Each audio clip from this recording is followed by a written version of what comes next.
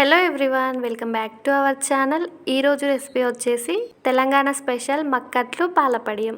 ఇది కొత్త రెసిపీ కాదు, పాతకాలం నాటి రెసిపీ. ఈ రెసిపీ తెలిసిన వాళ్ళు ఎంతమంది అండ్ దీన్ని టేస్ట్ చేసిన వాళ్ళు ఎంతమందో కామెంట్ చేయండి.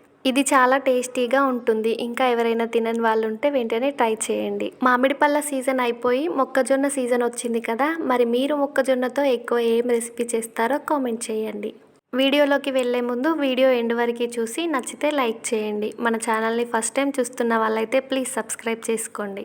దీనికోసం ముందుగా స్వీట్ కార్న్ని తీసుకొని ఇలా ఒలుచుకోవాలి. పీచ్ ఏం లేకుండా మంచిగా క్లీన్ చేసుకోవాలి. నేను వాడేవైతే తెల్లగా ఉన్నాయి, మనకి ఎల్లో కలర్లో ఎక్కువగా దొరుకుతాయి కదా, వాటితోనే చేసుకోండి. నేనైతే 4 వరకు తీసుకున్నాను. వీటిని ఒక మిక్సీ జార్లోకి 2 టైమ్స్ కొన్ని వేసుకుంటూ తగినంత వాటర్ వేసుకొని వీలైనంత మెత్తగా గ్రైండ్ చేయాలి. పిండి మెత్తగా లేకపోతే అట్లు సరిగ్గా రావు.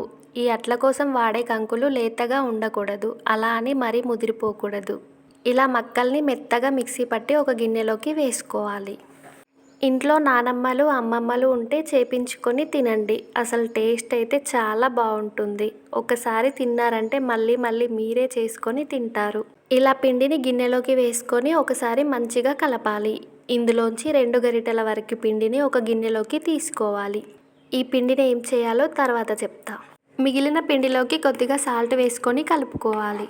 పిండి కన్సిస్టెన్సీ దోశ బ్యాటర్ లాగా ఉంటే సరిపోతుంది.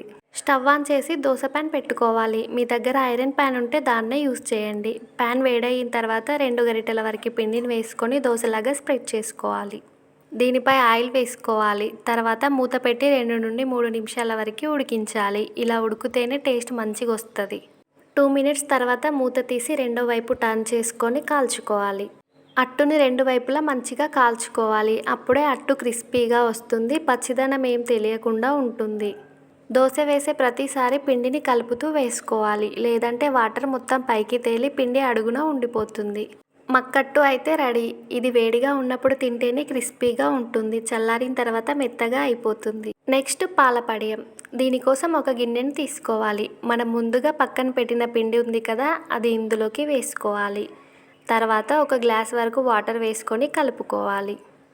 ఈ పిండి ఎలా ఉండాలి అంటే చిక్కని పాల కన్సిస్టెన్సీలో ఉండాలి. స్టవ్ ఆన్ చేసి ఈ గిన్నెను స్టవ్పై పెట్టాలి. 5 మినిట్స్ వరకు కలుపుతూ ఉడికించుకోవాలి. 5 మినిట్స్ తర్వాత ఇది థిక్గా అవుతుంది. థిక్గా అయిన తర్వాత కాచి చల్లార్చిన పాలను ఒక పెద్ద గ్లాస్ వరకు వేసుకోవాలి. ఇంకో హాఫ్ గ్లాస్ వరకు కూడా వేసుకోవచ్చు. పాలు పిండిలో బాగా కలిసిపోయేలాగా కలపాలి. స్వీట్నెస్ కోసం 3 టీ స్పూన్ల వరకు షుగర్ని వేసుకోవాలి. ఒక హాఫ్ టీ స్పూన్ వరకు ఇలాచీ పౌడర్ని కూడా వేసుకోవాలి. ఇవి మీ టేస్ట్కి తగ్గట్టు వేసుకోండి. షుగర్ మొత్తం కరిగి థిక్గా అయ్యే వరకు కలుపుతూ ఉండాలి. కలపకపోతే అడుగంటుకుపోతుంది, చూసుకోండి. మరి కన్సిస్టెన్సీ ఇలా ఉండాలి. ఇలా కొంచెం లూజ్గా ఉన్నప్పుడే స్టవ్ ఆఫ్ చేసి పక్కన పెట్టాలి. ఇది చల్లారిన తర్వాత కొంచెం థిక్గా అవుతుంది. అంతే, పాలపడియం అయితే రెడీ. రెసిపీ నచ్చితే మీరు కూడా ట్రై చేసి మీ ఫీడ్బ్యాక్ని నాతో షేర్ చేసుకోండి.